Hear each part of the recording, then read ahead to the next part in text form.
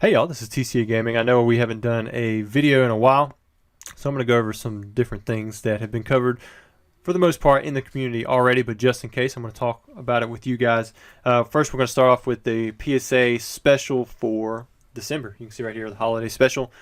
Both TCG and non-sports, $15 a card, 10 card minimum. It says limited time. Who knows if that's going to be true or not. We saw this back in October, and then for November it was for sports cards. But you can see right here with December is for both sports and for non-sports. So very similar. It says turnaround time 120 calendar days. Now I've seen several of my $15 submissions already come back. You know, we still have a lot of stuff out from over 2 years ago. Well, maybe not a lot, but there is some stuff still out. They're still trying to figure all that out. I don't know what logistics make it easier for them to do now. Maybe they got that figured out to where the stuff that's coming in is easier to push out than the stuff that's already still in the backlog. Hopefully all of that gets cleaned through soon. I know some of you are still waiting for stuff from several middlemen. I've got 2 or 3 customers left myself. And then you can see right here the $199, that's still the same. So that would be your main constraint if you're trying to submit on this bulk level. Then you're going to have to keep in mind this, or you might get upcharged, which if you get upcharged, maybe check the prices. I had some Monster Reborns that were being upcharged as 10s on the Unlimited when prices were about $100 for those in auction.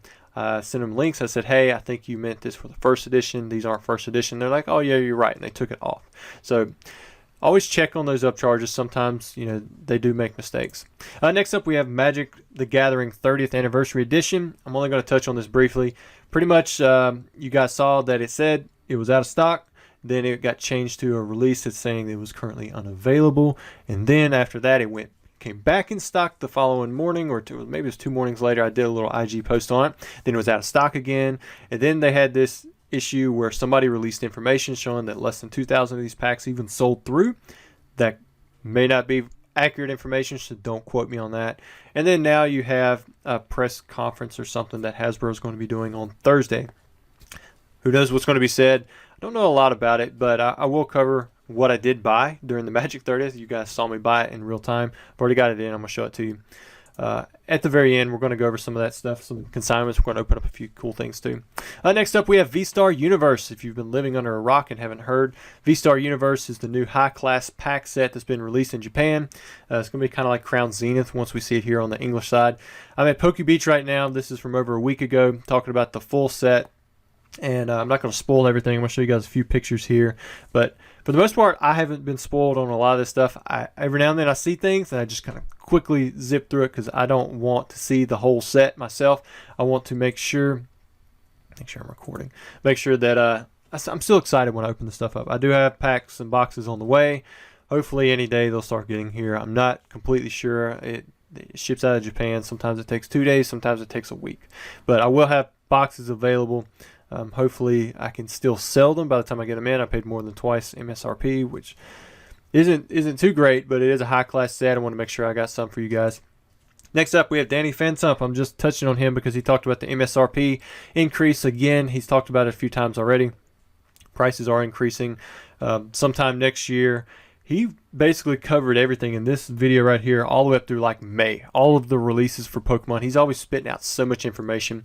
Let's get him to 100K. I think he's doing like a major giveaway for 100,000 subscribers. So if you're not subscribed to Danny Phantump, you probably need to go there and subscribe to him because he puts out crazy information all the time. And he talks so fast, like you're not going to get bored with him at all. And then next up we have Heritage. So before I actually did a video, I showed you guys some of the stuff that they were selling, but I never actually did a follow-up. So I want to show you guys a few things that I was following, and then we'll get all the way up there to the #1 trophy, the base first edition box. We'll talk about what happened on the prices there. Did I win anything? What did I bid? So I was following a few of these here. These are ones that I did not bid on. You've got a first edition base set Hitmonchan in a 9, almost $1,000, almost $2,000 on the Chansey, almost $2,000 on the 8 Blastoise. Prices have been holding pretty steady with these 8-9 grades on the first edition base set hollows. I think a lot of people will understand that if you can get a holographic mint base first edition hollow for $1,000, that's much better than taking your chances on a unweighed booster pack. And most likely it's probably weighed anyways. because these are already graded. You don't have to worry about up charges. You don't have to worry about grading the card. You don't have to worry about centering, print lines. It's already got a solid grade on it. But this right here, here's that Neo Genesis. It's not a starter deck. It's a theme deck case. I believe it's Hot Foot and Cold Fusion. I'm pretty sure those are the two theme decks inside of it. The reason I was considering bidding on this is because it had that extra cardboard carton layer on the outside. Just adds to a little bit of the originality of it. But you can see the final price right here was $4,320. My bid was $2,666. Well, technically it's $2,222, but they add on 20%. And then after, like even this price here isn't your final price. You're going to add on shipping, insurance, there's a handling charge, you might have to pay taxes, you might have to pay a credit card fee. I mean, there's all kinds of different charges you can add on there. Just to give you guys an idea, when I bought that first edition uncut sheet from base set, it was over $1,000 just for shipping. Now that's extreme. A lot of these items you might only get $5, $10, $20 added onto it, but keeping in mind there's many different things that could add on to the price, and it's a little bit frustrating when you go in and bid because it is kind of deceptive. I really like Heritage and all these big auction places, but they operate on this old style where they add on fees and things after you buy the item. And so if you're like me and you get on eBay and all these other places and you can see the full price before you pay, before you commit to it, and you're used to that, you might be taken back just a little bit if you get onto one of these auction sites and you're like, wait a minute, what are all these extra charges that are coming in here? All right, next up, this is one that I wish I had bid on, but I didn't. It is a vending cart or a vending machine for Bandai. Man, I thought it was really cool. In fact, let me show you guys some of the pictures. It only went for $14.40. Somehow I missed it. But yeah, you can see in there. So it's not going to be like huge, and it's not like English or anything like that. But I thought it was kind of cool. It might be a nice display piece to have. And it only went for $14.40, so I thought that was a pretty good deal. Whoever won that, I think you did well on your purchase. Here's some booster boxes. You got a number, a no number Top Sun Blueback Charizard in a 9. So the 10 we saw tanked, you know, from $500,000 to $30,000. Well, this one's come down from about $20,000 or so to was almost $5,000. Now I believe there were some really high sales for the 9, but I can just tell you that my sale during October 2020 was right at $20,000, and I can confirm that was a legitimate buyer. Sold the card, and then here's the 9, and it's about 25% of what it was. Now you can see right here they put the grade as a 10, but it's not. It's actually a 9. And these boxes right here, I just kind of blaze by them. But it's a base box, Japanese, $23,000. That's pretty typical. Almost $12,000 for the Team Rocket Gang. That's pretty typical.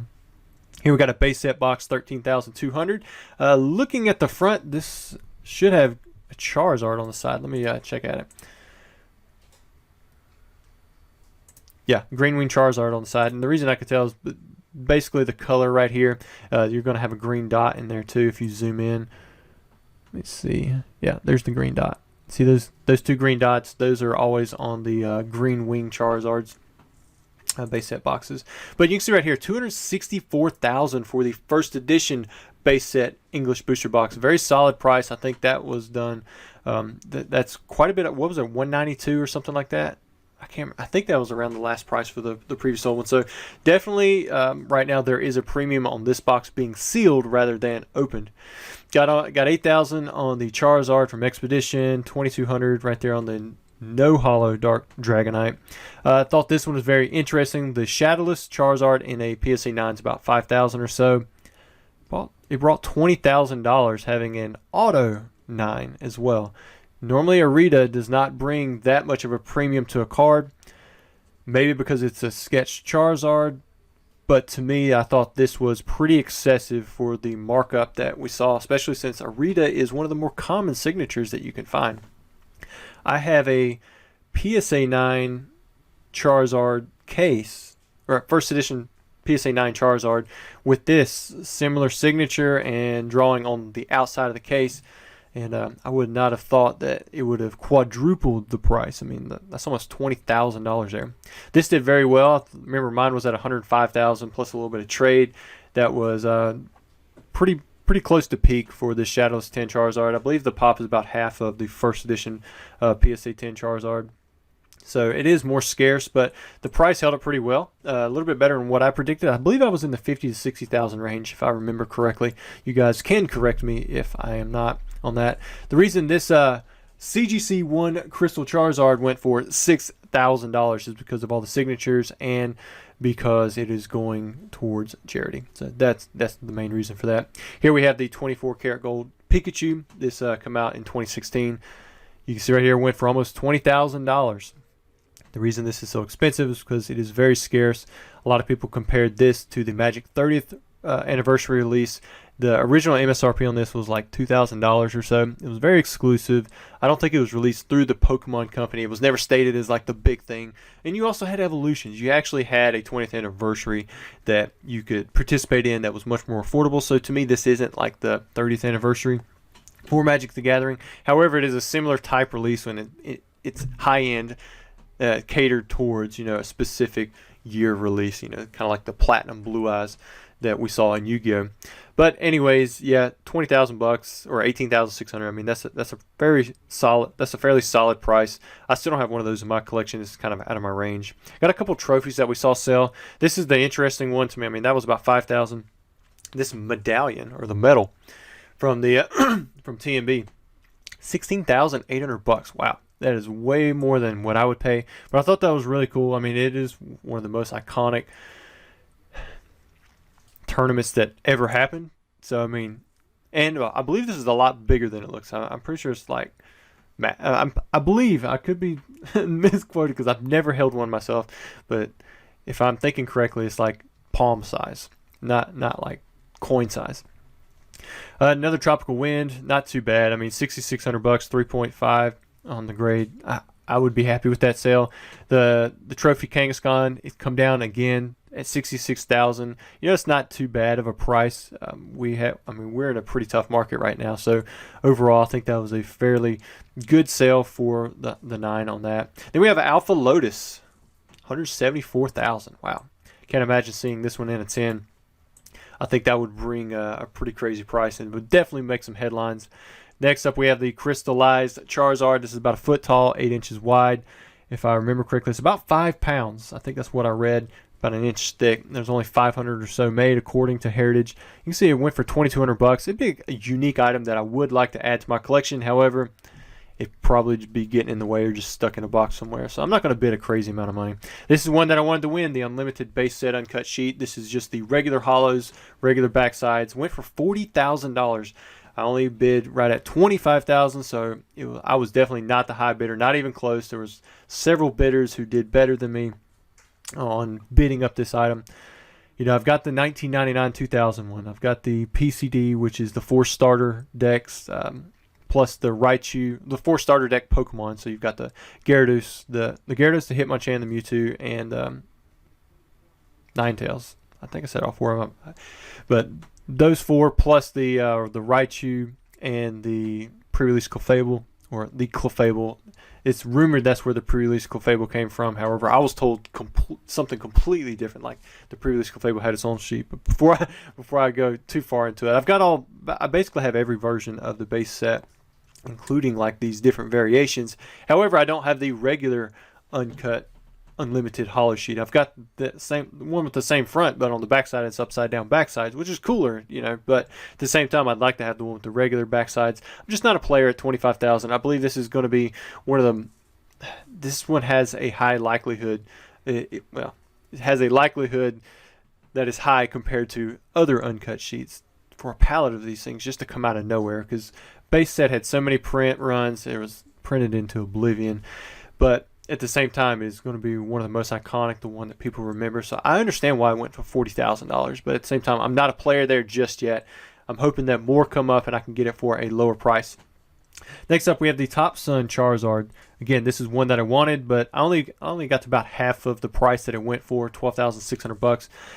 When I sold my last one of these on eBay, again, it was around October 2020, and went for about $20,000. So it's come down to, it's still over half, about 60% of the value of what it got back then. But with the Top Sun cards being so all over the place recently, I was more reserved in my bid. Got a Staff Evolutions Charizard again. I think we've been seeing a lot of these come through auction lately. Fairly good price, but I think this is still a much better deal than the non-holographic, non-staff, or the holographic non-staff pre-release Charizard, going for a quarter of that price. Got an FPO Charizard, $7,200. I've seen people ask astronomically high prices for this card. However, this to me seems about right, especially considering there was somebody who recently come out. They found a lot of these packs. I mean, how many more of these are we going to see?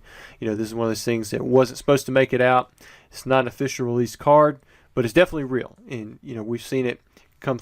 I got mine directly from a Wizards employee who had no incentive to fake it, especially since he was selling to me for so cheap. And we've had other people now find packs that have these cards inside of them. And there's missing components of the card that indicate that it was indeed a test sample. But with the origin, being muddled up, and then you also have, more of these coming out in years later. I mean, it's been 20 years, and we have more of these coming out. I could see why, people are not going to bid a crazy high amount on this type of Charizard card. And then last, we have the #1 trophy. You can see right there, my bid was not even close, $24,270. Same bid that I put in on the uncut sheet, and it went for $63,000. I think $63,000 is a very solid price. I could be wrong. I may be in the minority here, but I actually prefer the full art Pikas over these half arts. I know these are older, but I just like the way that the full art Pikas, I like the way they look, they display. That could change over time. Maybe it's because I have a #2, 3, and a 4. I don't have a #1. I would like to add a #1 to my collection, but it's not going to happen right now with the way the market is. I could do a lot more with that money rather than just setting it in a card and having that card set back. So congratulations to the winner who won that #1 Pika. I think you got a pretty good price. I would be interested to see how a #1 full art Pika compares. But let's get on to, I've got some consignments. If you guys stuck around this whole time, you did pretty good. So this right here, this is what I bought during the Magic 30th. Got this Taiga. It's autoed by Rob Alexander, and it pulled a 9 on the condition. The condition looks pretty good. Centering's great, and it got a 9 on the auto. Now for some consignments we have a Charizard V-Star. These are CS5. There's a lot of auctions in my shop right now, so if you're looking through stuff, it might be good to, like, if you're looking for this Pikachu VMAX, you could type Pikachu VMAX in there, but there might be several English, Japanese, different types of cards. Let's see what else we have here. Oh, there we go. Now we got some CGC ones, got some alternate arts, Radiant, some hypers. Look at that Star Wars. I don't do much with Star Wars. Those are serialized, and they got a perfect on that one. I did buy some more of these, which from what I hear, another wave of these things have come through, which I haven't bought more since that initial wave. So like these are just now trickling in. I bought, I think, right around 200 or so of the Pikachu on the balls. And I'm not suggesting buying these because we've already seen the prices come way down. And with this being a non-holographic promo that Pokemon is seemingly pushing out quite a bit, we could see more massive waves of this card. So it would not surprise me if price even goes down to the $5 to $10 range. Right now I'm buying I bought these around the $20, $22 range, something like that. And then I want to show you guys, I got these in with Paradigm Trigger, but I never opened any of them up. So I wanted to open a few on the video, and then I've got one other thing that we're going to open up after that. That's a little bit more vintage. I know we've talked a lot of vintage in this video. Ooh, we got a holo, got a Archeops. Let's see what we get here. I think the big one people want is the Lugia, which I'm not sure you can get them in this one. I'm still filling out how all this stuff works because I can't buy this stuff directly from distribution. Oh, well, you can get a Lugia. Look at that. There's a Lugia V. And then we got one more.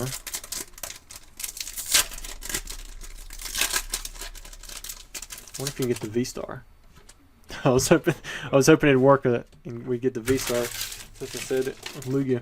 But too bad, we got a couple of those. I wonder how much these packs even go for nowadays. And then I want to open this up because I don't have anything lined up specifically for my PSA submission for bulk stuff, but I might send some of these to them, just see how they do.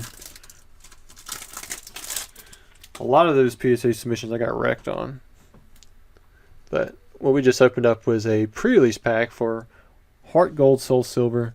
And you can see all of these are just regular Pichus. 5, 6, 7, 8, 9, and 10. Now you can get staff packs of these too, in which there would be 5 of them. See that one right there's got some edge wear on the top. I'll have to check the bottoms on these too. The Snorlaxes that I opened up, I had like 2 7s, 2 10s, and then everything else was 8s and 9s. Some of the other promos did okay. Some of them didn't do well at all. I'm still waiting on the Salamence. But anyways, guys, sorry for the long video, but I wanted to make sure I got you guys a bunch of different information in this one video in case I didn't have another chance to record another one for a little bit. Thanks for sticking it out. And once we get to 75K subs, maybe we'll do something pretty cool.